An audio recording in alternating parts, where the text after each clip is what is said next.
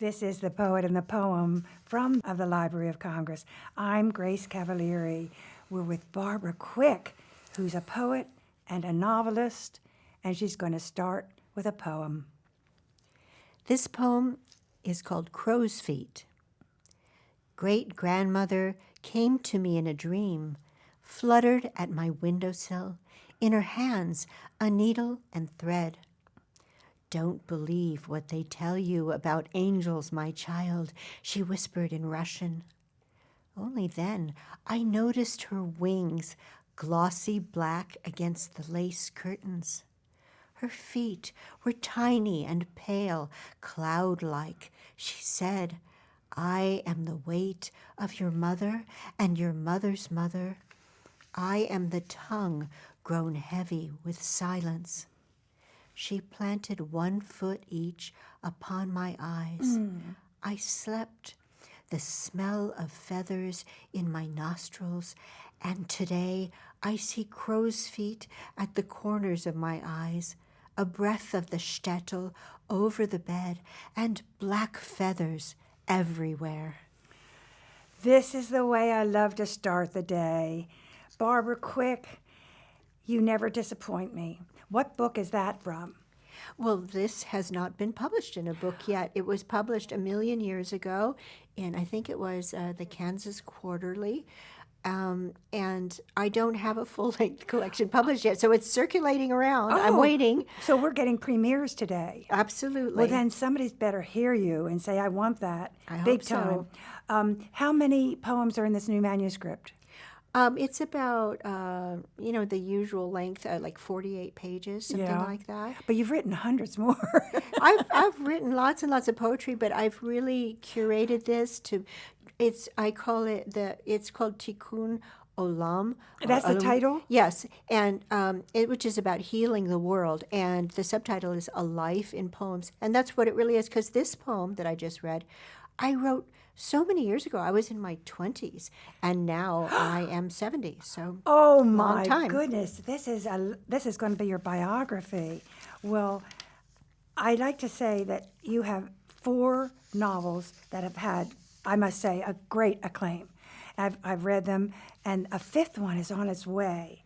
So, are you a novelist?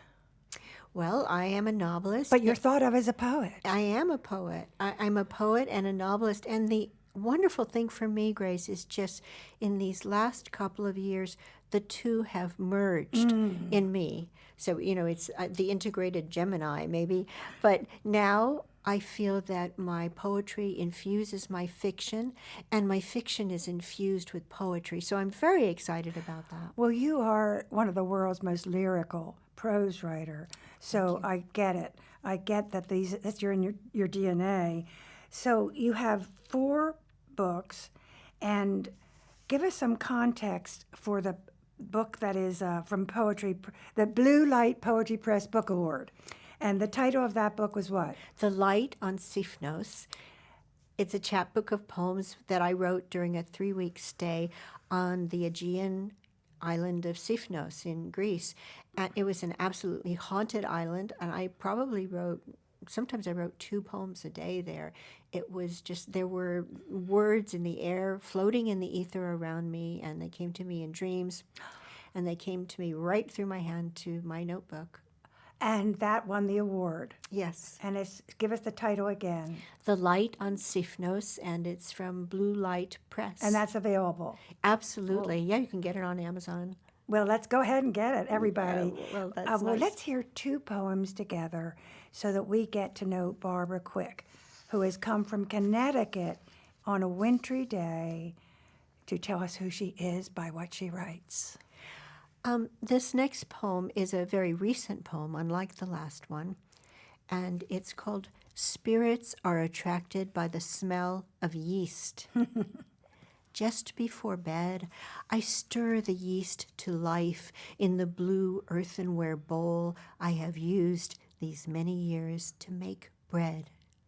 Even before the mixture begins to bubble, I sense Nana's spirit nearby, murmuring praise for my kitchen skills as she always did so generously when alive.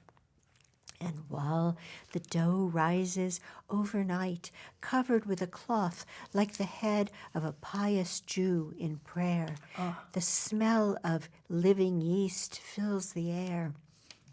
And the spirit of my oldest best friend's husband visits me in a dream, reaches out a hand, and I can see that he is whole and healthy again in his life between lives, vital, happy, and healed.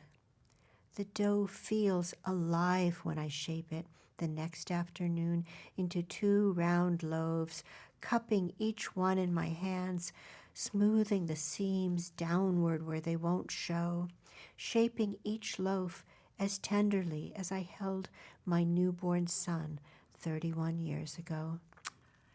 And another. This poem is called What the Trees Are Saying. Let them all go, every last one of these desiccated leaves that still cling to us. Let them find the courage to let the wind launch them on their first and last solo dance across the sunlit stage of air.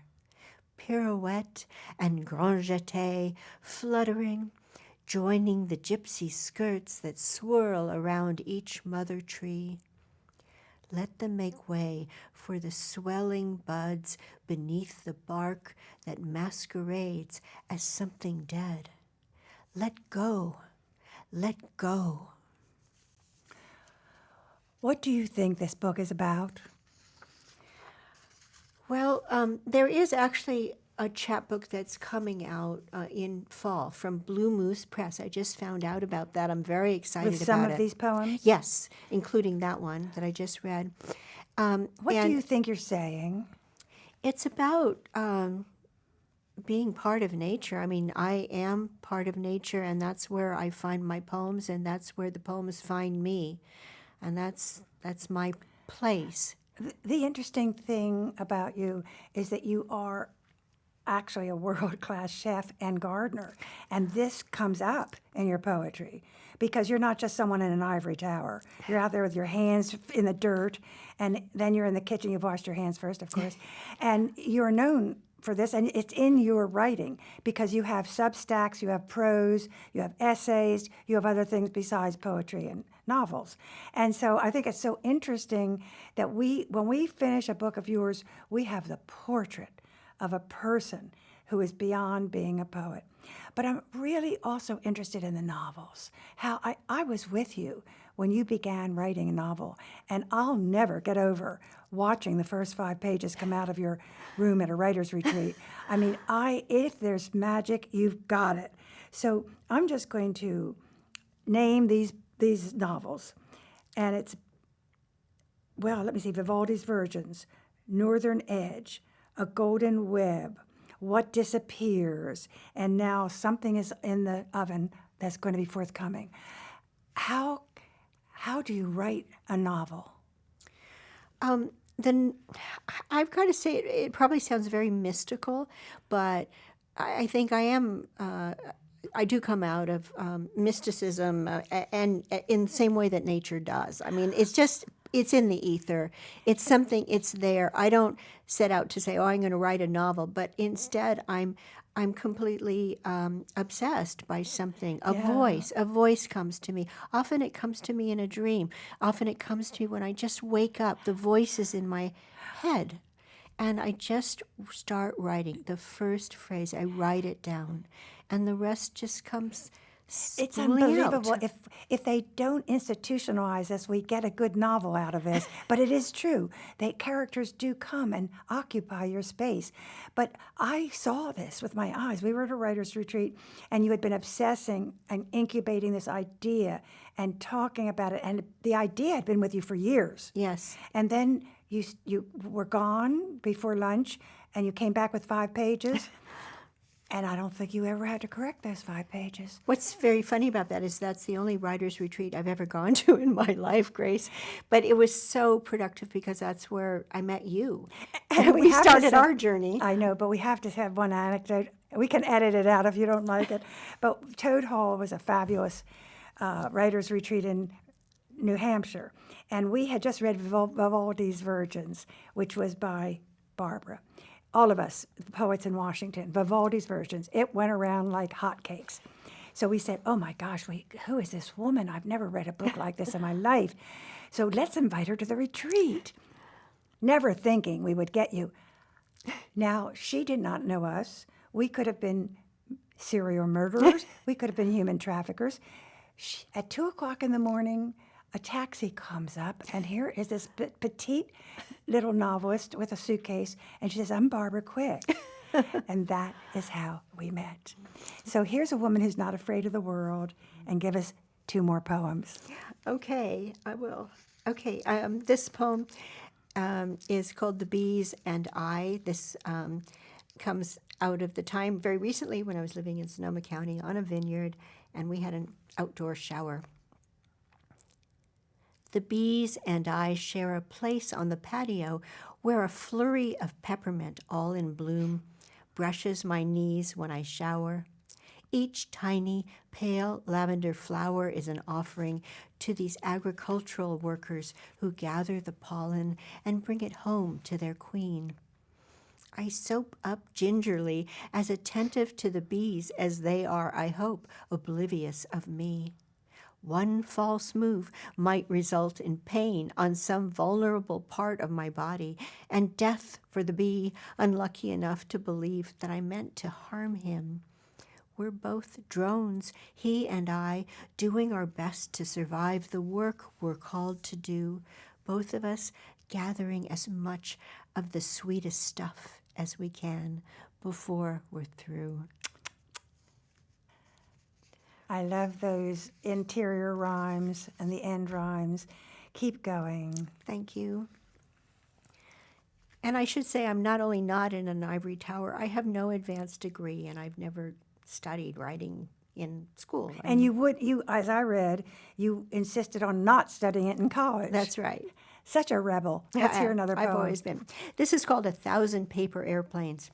If I could fold 1,000 paper airplanes from the pages of poetry and prose stacked one-sided in the recycling box beneath my desk, if when I launched them from a high place, bright white against the blue sky, they could, as in an animated film or fever dream, turn into birds, if those messengers, freighted with my words, could fly to lands where readers wait with cupped hands ready to hold each feathered arc, to feel the warm, fluttering heart encased inside.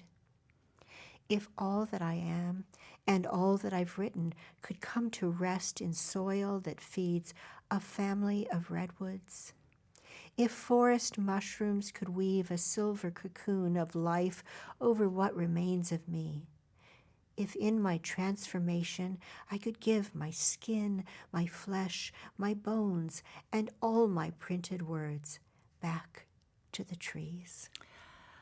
I am going to give my workshop that prompt to start a stanza with if, because if is a feeling state where everything's possible, right? Yes. It is a subjunctive, it's a state of being where anything can happen after if. And that must have made it easier for you to fulfill your wishes there in each stanza. Well, If is like a little hydraulic. yes. Well, this is one of those poems that just arrived and as a little gift, and I felt so grateful. I always feel after I'm able to write a poem, it feels like a miracle. And when I haven't written in a while, I feel, oh no, I'll never write another poem again. Never. Everyone feels that way. Maya Angelou said when she looked at the blank page, she thought, how do I start? How do I start?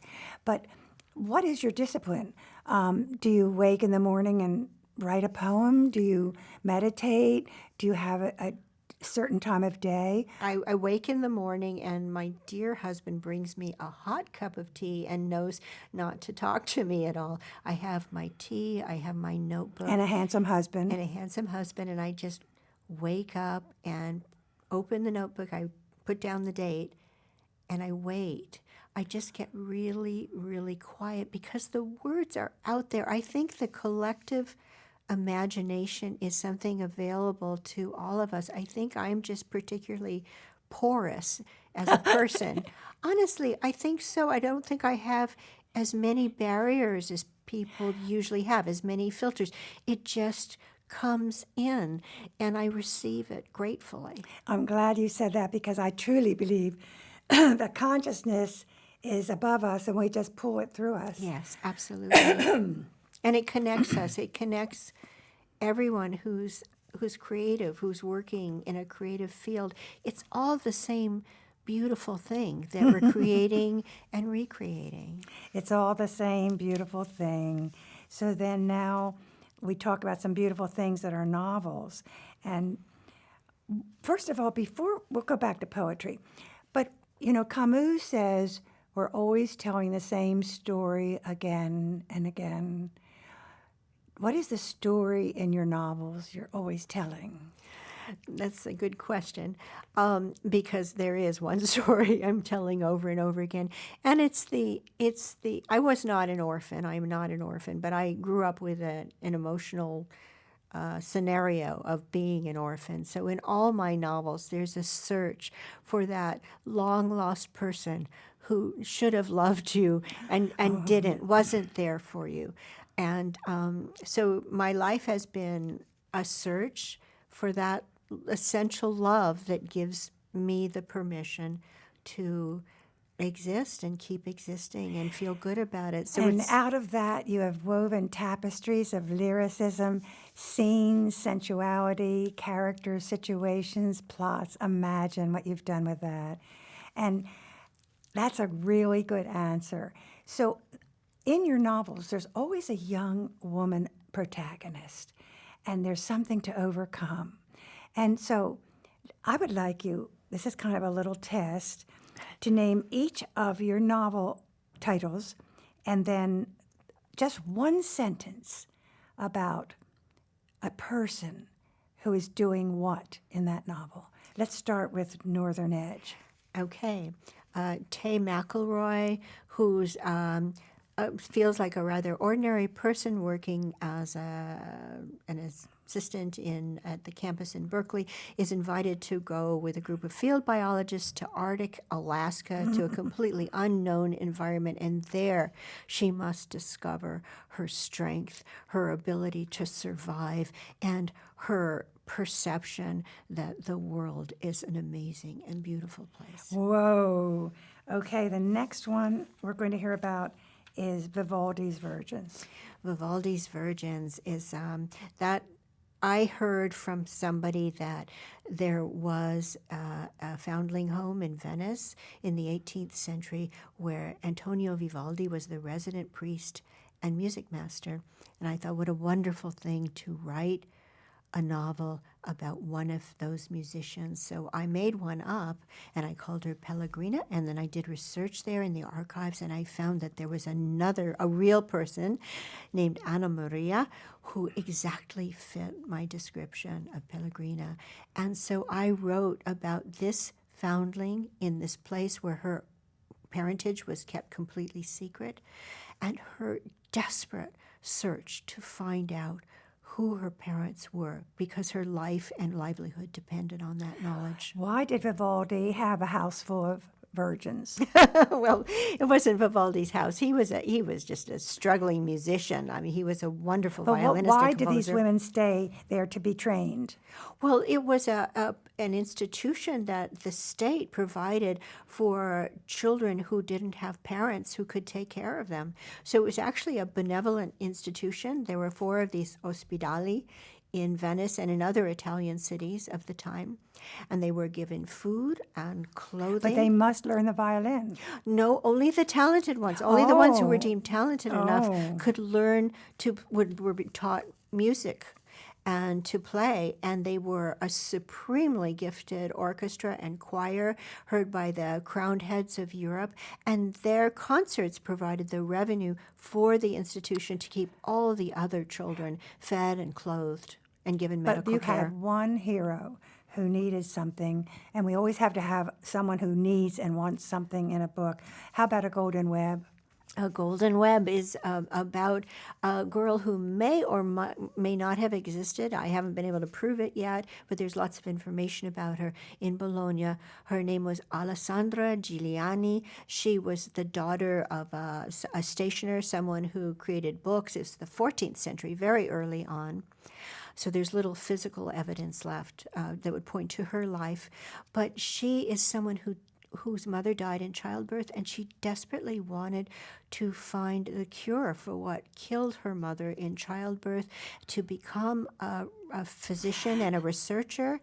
And in that time, girls would be burned at the stake as a witch if they studied anatomy, if they tried to go to medical school. So she cross-dressed with her maid. They cross-dressed and they went riding off to the University of Bologna Medical School. And she made a wonderful discovery, about the circulatory system and the heart. And she triumphed.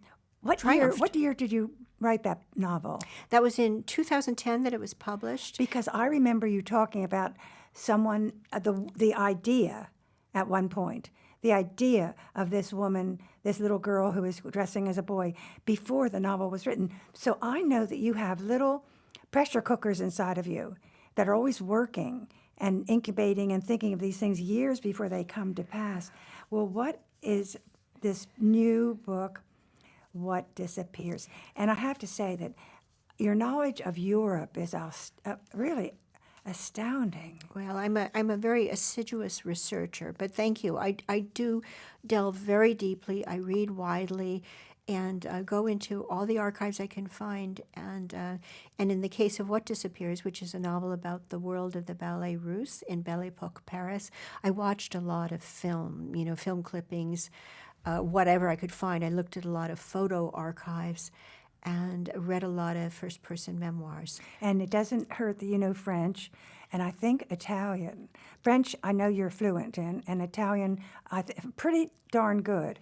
So that shows up in your writing. No, I love learning languages, and it always helps. It always And I think a informs little writing. Russian got in there. Well, German, some German. Imagine, just while you're cooking and gardening. Actually, literally, that's true, Grace, because I listen to language lessons while I'm baking, cooking, gardening. I'm a great or terrible multitasker. I'm always multitasking. I love talking on the phone to people I love, but when I'm just doing something that requires my hands, I practice Italian, I practice German, I practice French, even Chinese a little bit. So it's great fun. I know it's true because I've seen it happen. And so what disappears?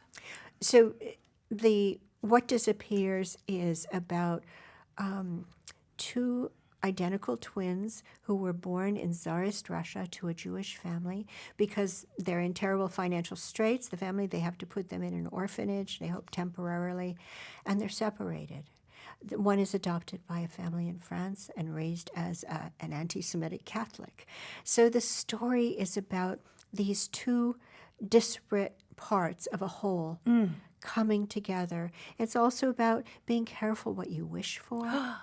It's about dance. I love dance too. I mean, it's really part of my DNA, even though I was never a professional dancer. I saw you do the Brazilian thing. But it's you've thrown me off. Well, tell us about the ballet. Oh, yes. That's at the heart of the book. Yes, it's about striving for anything that's very, very hard. It's about how hard you need to work to achieve anything substantial. You really need to work. And ballet is a wonderful metaphor for that, because it's your whole body. You're in pain so often. You risk everything. You hurt everything. It's over very early in your life. And yet, if you can do it, it's transformative. It's celestial. It's one of the, it's like writing a poem. It's like writing a novel. It is a metaphor for being a disciple to something. And this book, although you just described the veneer of it, is full of action, adventure, pathos, sex, fashion, the fashion industry, yes. the ballet. Backstage, we get to meet great ballet characters. I see you're holding in your hand a book, What Disappears, and what is on the cover? The cover shows the Eiffel Tower and a couple of little ballet dancers. And what I wanted to mention is that this is intergenerational, this book. Yes. So it not only carries people through a life and a next life, but it's on it's on different continents as Yes. well. So you had a lot you were juggling. And if you will set up a tiny reading for us to get a taste of it and give us the background of what you're going to read. Well, this is easy, doesn't need much background because this is the first page of the book. Paris, 1909. Backstage is where the magic meets the real world. Ballerinas in toe shoes and white tulle waft like blossoms detached by the wind, swirling past the gears and pulleys of stagecraft, seeming to float rather than scurry up metal stairs, past outsized props and sets and stagehands who pause in their work to watch them, always in love with one or another of the dancers. The smell of scent, cigarettes, and chalk, and someone's coque au vin in a metal pail. Behind a door marked by a star, Anna Pavlova looks into the mirror and then, sighing, closes her eyes. Breathe, she tells herself. She can't afford to lose another maid, not now, and her seamstress has never let her down before. She has high expectations for her pas de deux with that young savage Nijinsky. She's never seen another boy with such strength and elevation, combined with a sort of madness that makes him disappear into whatever role he's playing. She'd been nervous about that huge sapphire ring he wore to their run-through that morning. He'd made a point of showing it off, telling her it had been a gift from Sergei himself. Sure enough, while Nijinsky held and turned her in a backbend high above his head, while she danced mid-air, the ring snagged the fabric of her costume and ripped it open all along the left side of the bodice. A disaster with only an hour left before their call. Zlata, you cow! The sylph-like dancer screams out her dressing room door. Where is Sonia? Zlata returns, red-faced and puffing, holding by the arm one of the extra ballerinas who is just arriving to get into costume. Now, I want to talk about lyrics. I could count the metrics in those lines. Behind a door marked by a star. Da, da, da, da, da, That's da, funny, da. I never noticed that But before. you see, there is so much poetry in your work, and the prose is really lyricism. And that is why their books are popular.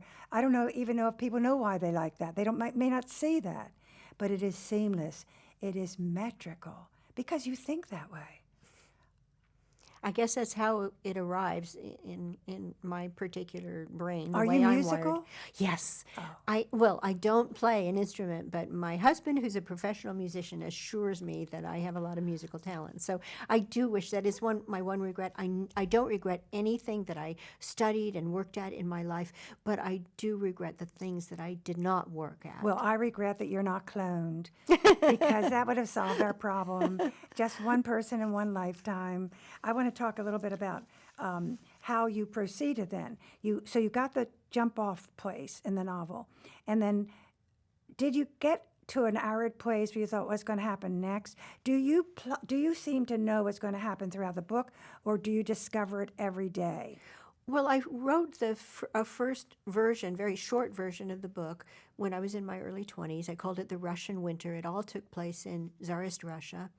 And it did not involve these twins. It was based on my grandmother's family in Russia and the stories that she told me. And I wove them into a scene that was very vivid for me, including the she was in love with the pharmacist's son, the pharmacist named And the Yasha. pharmacist is in here. He is, Yasha. But my grandmother always talked, this old lady talking about, oh, Yasha's kiss, I still think of it. And she said this in front of my grandfather. We were always a little Yasha's embarrassed. kiss. Yasha's kiss. But Yasha's kiss lived on and became a very important plot point in this novel. And then I made the connection with the ballet russe, with dancing, and both these twins wind up working for the ballet russe, unbeknownst to one another. One is an extra dancer, one is a seamstress, carrying on her mother's work from Russia. And it's historically accurate. Yes, well, the fictional characters are purely fictional, but all the But history the and the ballet and the Oh, characters. yes. Well, what a rich time that was. I mean, it was the great period of artistic foment in Europe. Everyone was there, all the painters, all those the years? musicians. It was what's called the Belle Epoque. So, it's in the 19 teens up until the beginning of World War I, which is where my novel ends. They're on the cusp of this great change, and that's why it's called What Disappears. Oh. And this is a time that I think we can identify with now. We're seeing a lot of what we thought would always be here. We see it disappearing before our eyes, and it's heartbreaking. It's hard. It's But ripping our something hearts out. remains. I'm looking at it. Something remains. And that is what art does. It, first of all, wakes us up from our dream, just from our plastic dream. And then Buddha says, may you be awake one moment before you die. And then this will live longer than you will. That's a wonderful thought. Yes. And we will hear a little bit more about it. I just want people to know clearly what the book is called, where they can get it. It's called What Disappears, and it was published by Regal House.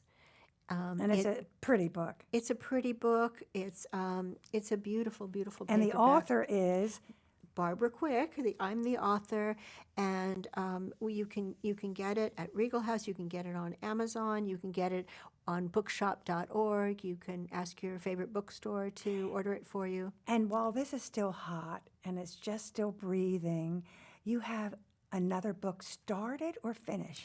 I have actually 2 other novels finished and ready to go, and I've started a new novel. I woke up with the first line in the title, which I'm not going to say, just the other morning, and I wrote down the first lines of the book. That's because you have a husband who brings you hot tea. I think so. Wait a minute, though. There is a book in the works, not just beginning. There is another Oh, book. yeah, The Stolen Child. Yes, is that being published? I don't have a publisher yet. I have a wonderful agent. Is it finished? It's finished. And oh, what yes. is? Give us one sentence about that. It's a modern retelling of the Persephone myth. It's about a Berkeley therapist whose daughter suddenly dies, and in her grief, the mother tries to find a way to redeem someone, because she just wants to die. And she ends up using her dead daughter's passport to rescue a child of the same age out of Ceausescu's Romania, right before the changeover to a multi-party democracy. So that also has great relevance now, because it's people struggling against despotism. It's people struggling for freedom and democracy. And so, how much did you know about that part of the world when you started this work?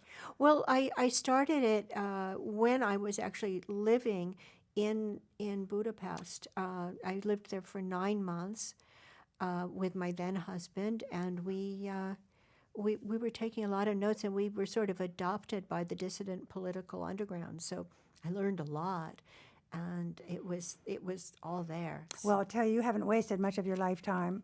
So read us a bit more of What Disappears With pleasure. and set it up for us. Thank you, Grace. So this is one of the twins, Sonia, the Russian one, who's the seamstress, and she's still in Russia. She's in the midst of the terrible pogrom of 1903. Tell people what that means. It means that after living peacefully, fairly peacefully, for years at a time in this Russian city, the Tsar decided that, the Jews are the enemies, and we're just going to kill them. We're going to go out and destroy their businesses. We're going to hurt their children. We're going to try to throw them out of the country. We're going to, it was just this arbitrary, horrendous decision. And lots of people suffered. People are still suffering from that. So this is one of the things that happened when a group was basically expelled by the country for what it was, what it tried to be.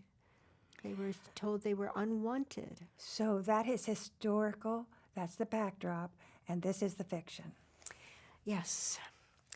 So Sonia has her 2 very young children, and she's been sheltering with them in the attic of the church, and she's come out to this scene of horrific wreckage in Kishinev, in her home.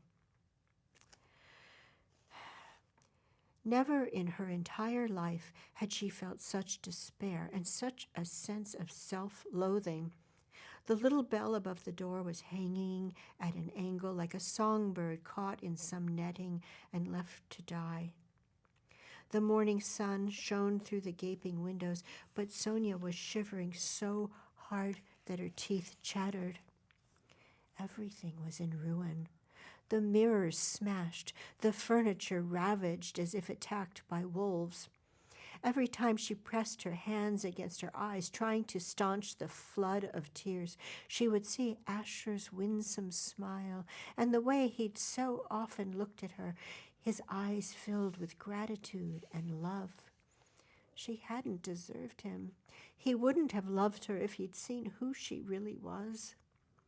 What would become of her and her daughters and this baby growing inside her? Where could they turn? Her sewing machine, dented and cudgeled. The sewing machines were sunken into their cabinets, separated from their treadles.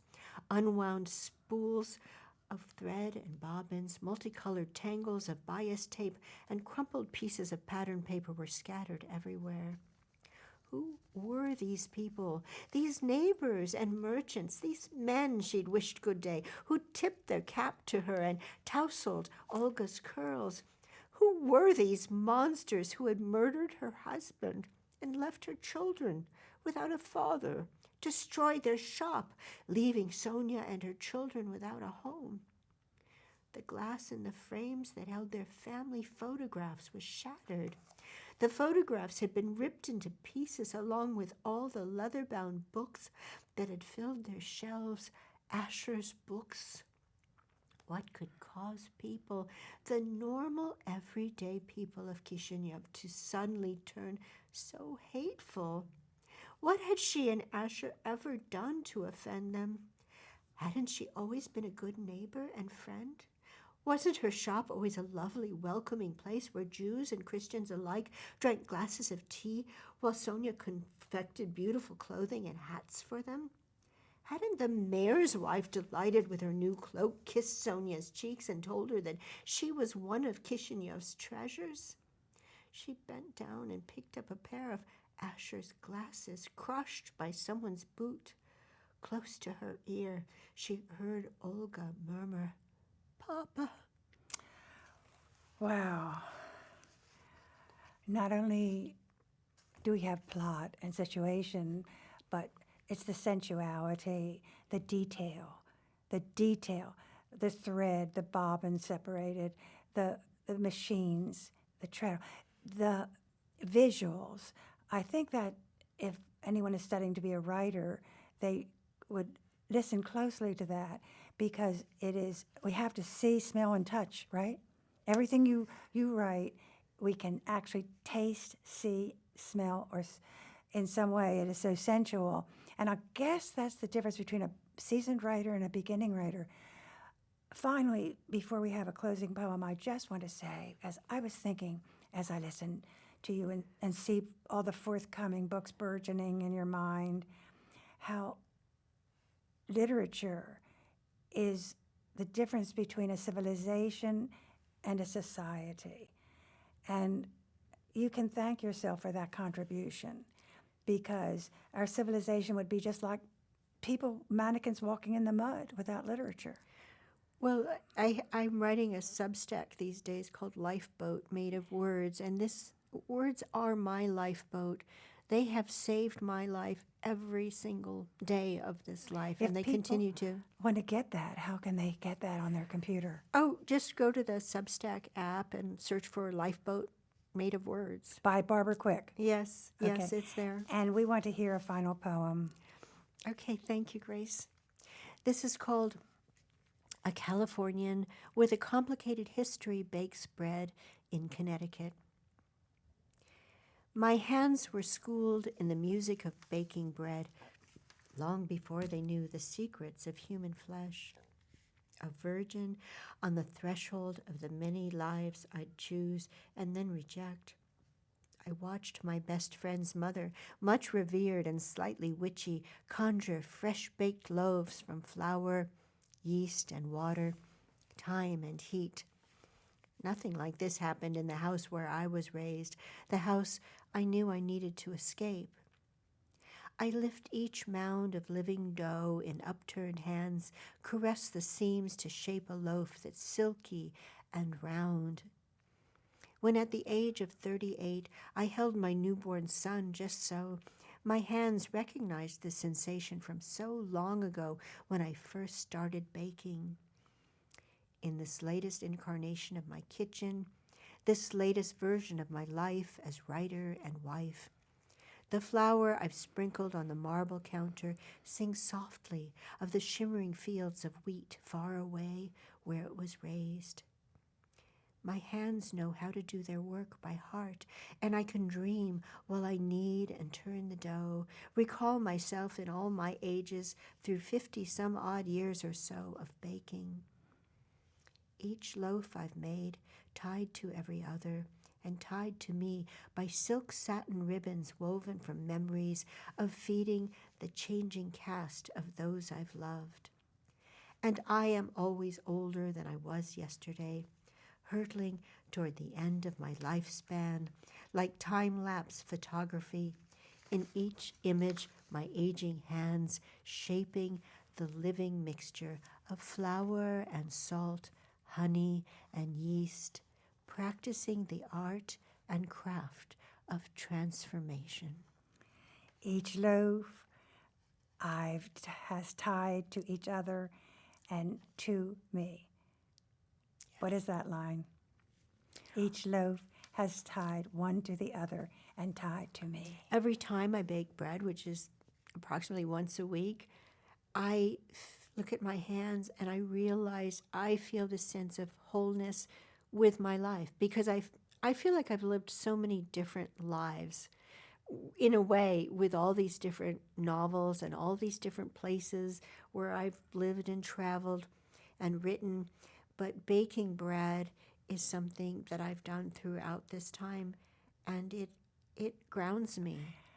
And the word transformation is a perfect word for you.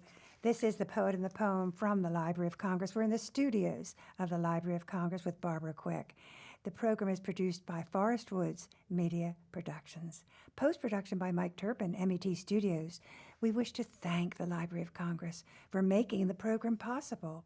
Funding was provided by the Ravada Foundation of the Logan family, the Sinipid Fund, Natalie Canavore, and Sandy Jackson Cohen. Mike Turpin's our engineer, and I'm Grace Cavalieri.